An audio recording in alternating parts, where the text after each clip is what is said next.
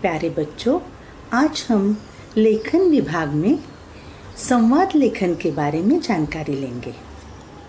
मनुष्य एक सामाजिक प्राणी है। समाज में परस्पर व्यवहार करने के लिए वह अधिकतर बातचीत का सहारा लेता है। बिना बातचीत अथवा संवाद से जीवन की कल्पना करना भी मुश्किल है। अपने घर में हम माता, पिता, भाई, बहन तथा अन्य सदस्यों से बातचीत करते हैं। संवाद को हम बातचीत तथा वार्तालाप भी कहते हैं। संवाद लेखन किसी भी नाटक, चलचित्र तथा एकांकी आदि के प्राण हैं। अति का भला न बोलना, अति की भली न चुप, अति का भला न बरसना, अति की भली न धूप। बोली एक अनमोल है, जो कोई बोले रानी, हे तराजू तो लिखे, तब मुख बाहर आनी। ये दोनों दोहे कबीरदास जी द्वारा लिखित हैं। कबीरदास जी, जो कि व्यवहारिक ज्ञान को अत्यंत महत्वपूर्ण मानते थे, उनके सारे दोहे व्यवहारिक ज्ञान पर ही केंद्रित थे। उनके द्वारा लिखे गए इन दोनों दोहे में बोली पर बहुत जोर दिया गया है। पहला जो दोहा है, उसमें वे कहना चाहते हैं कि ना तो हमें अधिक बोलना अच्छा है और ना ही हमें ज़रूरत से ज़्यादा चुप रहना ठीक है। दूसरे दोहे द्वारा कबीर जी कहते हैं, यदि कोई अपने साथ सही तरीके से बोलना जानता है तो उसे यह पता है कि वाणी एक अमूल्य रत्न है, उसे सोच समझकर बोलना चाहिए।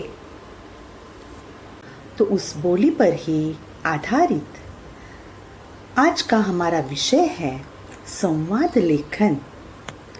तो सबसे पहले हम जान लेंगे कि संवाद क्या होता है।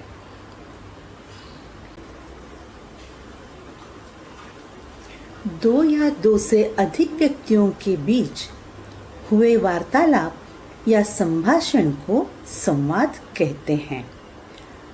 दो या उससे अधिक व्यक्तियों के बीच जो बोलचाल होती है या संभाषण होता है, उसे ही क्या कहते हैं? संवाद कहते हैं। इसे वार्तालाप भी कहा जाता है। जब दो या दो से अधिक व्यक्तियों के बीच बातचीत होती है, तब उसे संवाद कहा जाता है। संवाद लेखन क्या होता है, देख लेते हैं। प्रतिदिन हम अनेक लोगों से व्यवहार करते हैं, तब संवाद का सहारा लिया जाता है। जब हम इसी बातचीत को लिखते हैं, तब वह संवाद लेखन कहलाता है।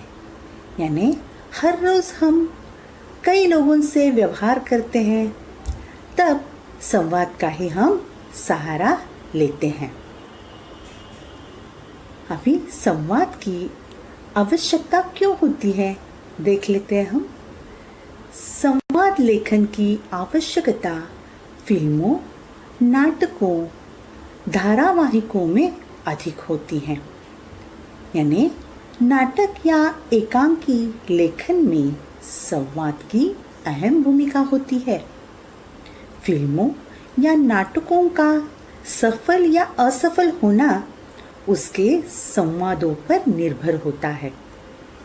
इसके अलावा कहानी, उपन्यास, निबंध लेखन में बीच बीच में छोटे छोटे संवाद लेखन की आवश्यकता होती है, जिससे विषय रोचक और सजीव हो सकता है।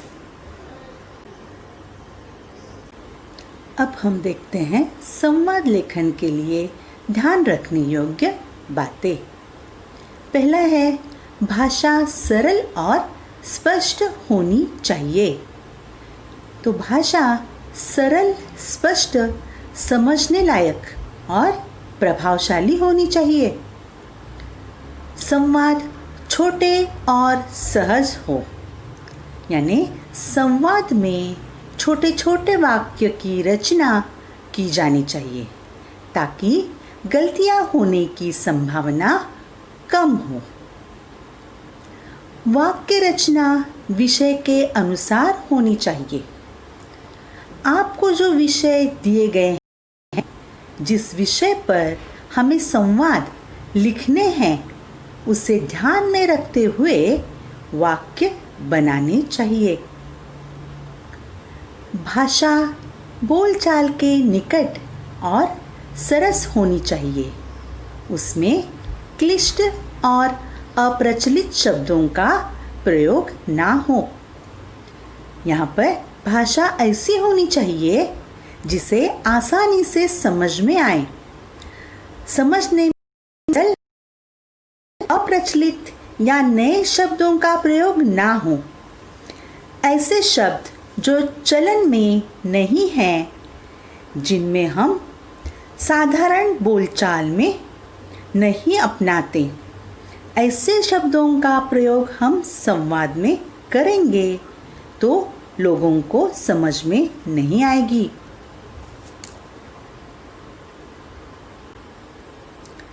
प्रसंग के अनुसार संवादों में व्यंग्य विनोद का समावेश किया जा सकता है। तो यहाँ विषय को ध्यान में रखते हुए हास्य और व्यंग्य का प्रयोग भी संवाद में किया जाना चाहिए। संवाद प्रभावित लगे।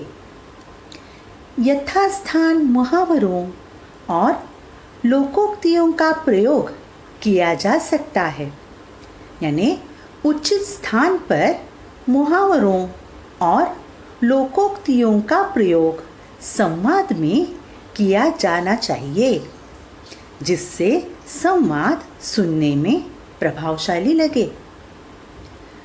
संवाद में विराम चिन्हों का प्रयोग हाव भाव को दर्शाता है।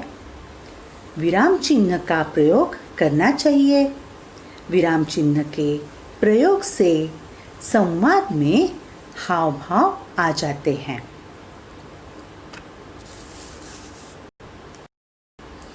संवाद बोलने वाले का नाम संवादों के आगे लिखा होना चाहिए।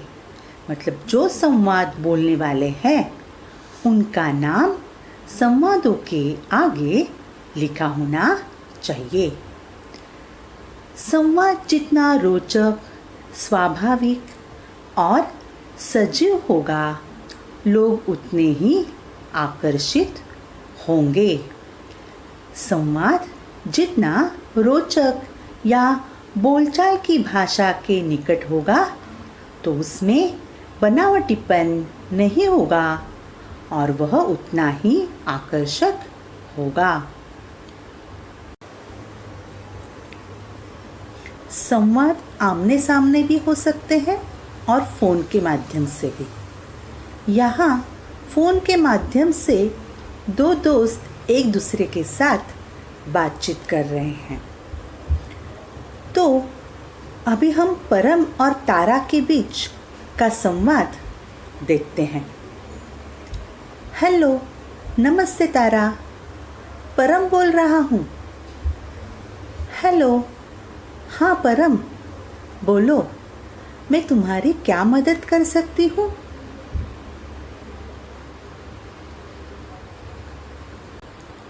तुम्हें याद होगा कि मैं मंगलवार को पाठशाला नहीं आया था। क्या तुम मुझे अपनी किताब दे सकते हो? हाँ, ज़रूर, क्यों नहीं। कल मैं तुम्हारे घर मेरी किताब भिजवा दूंगी और कोई काम हो तो ज़रूर बताना।